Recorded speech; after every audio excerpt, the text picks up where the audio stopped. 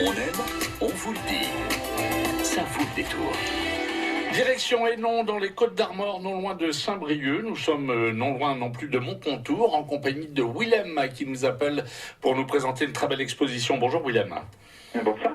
Alors Willem, vous nous présentez une exposition intitulée Un hiver flamboyant à Hénon. Alors dites-nous un petit peu où ça va se passer, comment ça va se passer, ce qu'on va y voir. Eh bien, c'est tout simplement une exposition complètement atypique, singulière, en plein air, avec 40 œuvres exposées autour de l'église, en plein centre de Hénon. Donc, pour rappel, c'est une commune de 2200 habitants et on en est déjà à plus de 15 000 visiteurs et c'est une exposition à découvrir jusqu'à la fin du mois, jusqu'au dimanche 31 mars.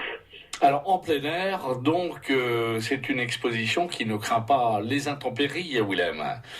Non, c'est tout à fait ça. Il faut imaginer d'ailleurs même une fresque murale qui fait plus de 100 mètres carrés sur un pignon de maison. C'est vraiment l'œuvre emblématique du dispositif.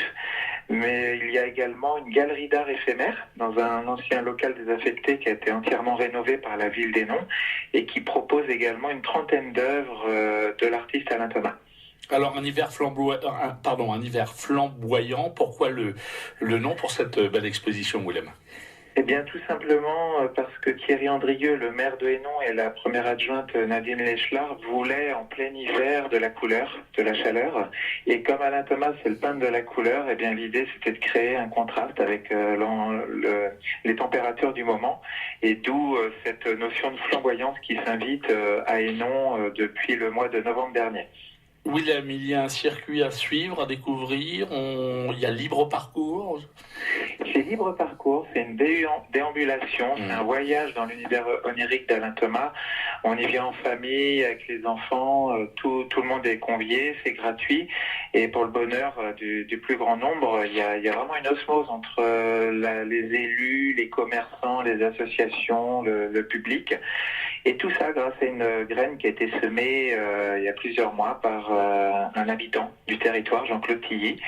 Et la mise en œuvre a été faite par une agence qui s'appelle Papa Rosenthal, et qui a l'habitude de faire dialoguer comme ça le patrimoine avec les expositions qui sont accueillies.